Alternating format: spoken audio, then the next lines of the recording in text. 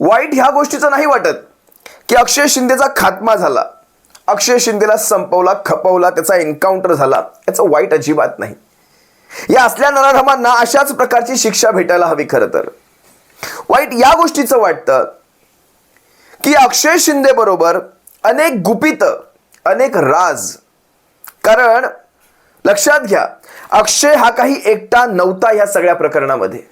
त्याच्यासोबत अनेक नराधम होते ज्यांच्या डोक्यावर राजकीय वरदहस्त आहे.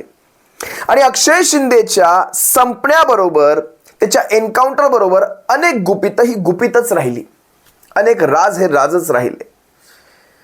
हे खरं तर समोर यायला हवे होते. त्या चिमुकल्यांच्या बाबतीत संपूर्ण न्याय हा तेव्हाच झाला असता ज्या वेळेस फक्त हा पहिला प्यादा नाही, त्याच्या मागचे वजीर, घोडे, उंट हे सगळे त्यामध्ये पकडले गेले असते. या सगळ्यांचा एन्काउंटर झाला असता, त्यावेळेस त्या चिमुकल्यांच्या बाबतीत खरा न्याय झाला असता. अक्षय यामध्ये एकटा नाही, हा फक्त एक प्यादा होता. आणि खरं तर हे देखील आज सांगता येत नाही की खरंच अक्षय हा मुख्य आरोपी होता का, की आणखी कोणतरी मुख्य आरोपी आहे जो सध्या आनंदात लोळतोय, ज्याने सुटकेचा निश्वास टाकलाय. हे अजूनही हे गुपित गुपितच राहिलं. अक्षय सोबत अनेक राज हे राज राहिले. आता हा एन्काउंटर होता की पोलिसांवर खरंच त्याने हल्ला केला आणि मग पोलिसांनी स्वतःच्या संरक्षणार्थ त्याला मारलं, हा शेवटी काळच त्याचं उत्तर देईल. वरचा पाहतोय या सगळ्या गोष्टी. माझं जे तुम्हा सर्वांचं लक्ष वेधण्याचं माझा हा जो उद्देश आहे, तो उद्देश असा की चला, विरोधकांकडनं काही स्टेटमेंट येत आहेत, सत्ताधाऱ्यांकडनं काही स्टेटमेंट येत आहेत, हा भाग सध्या बाजूला ठेवा. विषय महत्वाचा हा आहे की त्या चिमुकलीच्या बाबतीत न्याय झालाय का. तर आजच सांगतो, चिमुकलीच्या बाबतीत न्याय शून्य झालेला आहे. कारण या सगळ्या प्रकरणांमध्ये बरं हे किती दिवस चालू आहे, किती महिने चालू आहे, किती वर्ष चालू आहे, कुणाला काहीच माहिती नाही.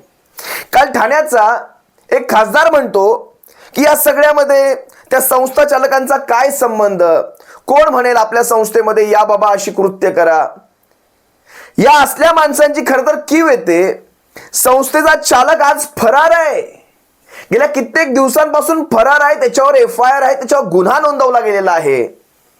आणि हा व्यक्ती म्हणतो कोण म्हणेल अशा. संस्था ज्यावेळेस आपण चालवतो त्यावेळेस आपण त्या सगळ्याची जबाबदारी घेत असतो. त्या संस्थेमधल्या मुलांसकट सगळ्यांचं पालकत्व आपण घेत असतो.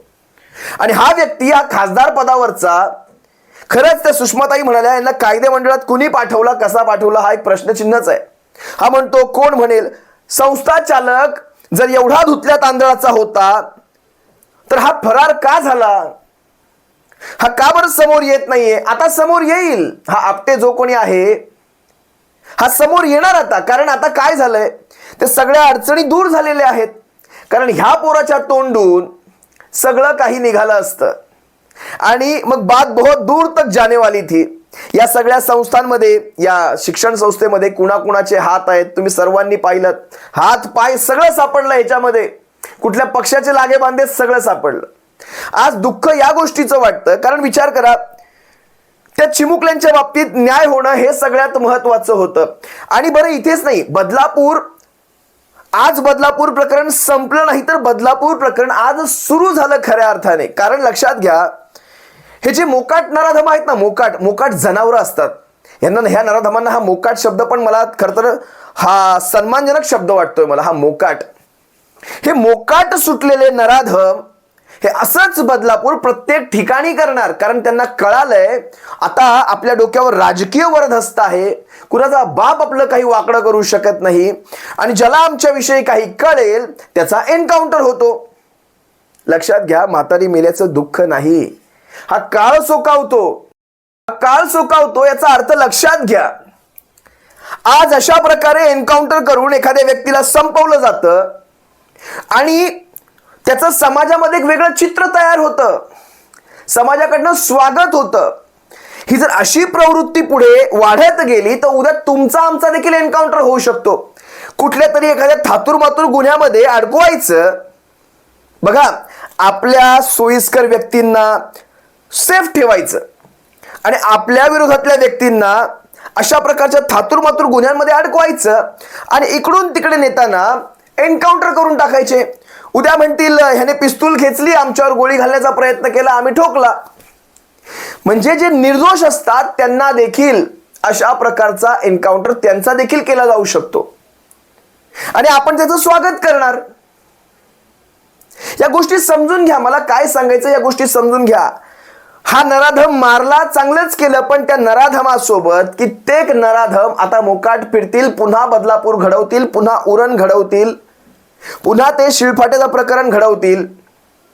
हे असंच चालू राहणार. याच्यामध्ये कमी तुम्हाला दिसणार नाही. इथे काय होणार, निवडणुकीच्या आधी फक्त आपल्या निवडणुकांना फायदा होण्यासाठी असा एखादा एन्काउंटर घडवायचा ज्याच्यातून सापही मेला आणि काठीही नाही तुटली, म्हणजे लोकांना बरंही वाटलं, लोकांच्या मनाप्रमाणेही झालं आणि तिकडे विशिष्ट राजकीय पक्षाचा वरद असलेले नराधम मोकाट सुटले.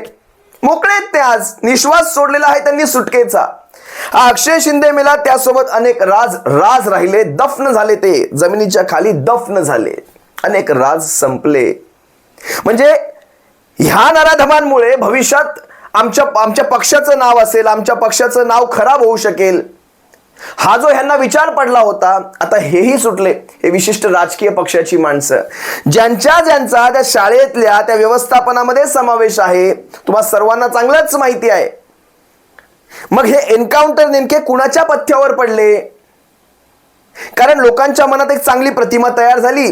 हे असले नराधम, यांची नावच पुढे नाही आली, पुन्हा घडवतील तेव्हा घडवतील बदलापूर, पण तुर्तास तरी प्रकरण शांत, सापही मेला, काठीही नाही तुटली. मी अपेक्षा करतो आम्हाला काय सुचवायचं या सगळ्याच्या मागे हे तुम्हा सर्वांपर्यंत पोहोचलं असेल. तुम्हा सर्वांना वाटत असेल या सगळ्यामध्ये विरोधक राजकारण करतायत का? तर नक्कीच नाही. नराधमांना शिक्षा झाली पाहिजे, नराधमांना कठोरातली कठोर शिक्षा झाली पाहिजे, हेच विरोधकांचं म्हणणं आहे, विरोधी पक्षांचं म्हणणं आहे. पण त्याच्या मागे आपल्या राजकीय पोळ्या जर कोणी अशा शेकून घेत असेल, त्याच्या मागे आपलं राजकारण साधत असतील, तर मात्र ते तुम्हा सर्वांसमोर आणणं हे देखील गरजेचं आहे, ते आमचं कर्तव्य आहे. तुर्तास तुम्हा सर्वांची रजा घेतो. सप्रेम जय महाराष्ट्र. बाळासाहेबांच्या शिवसैनिकांनो, काळजी घ्या. जय महाराष्ट्र.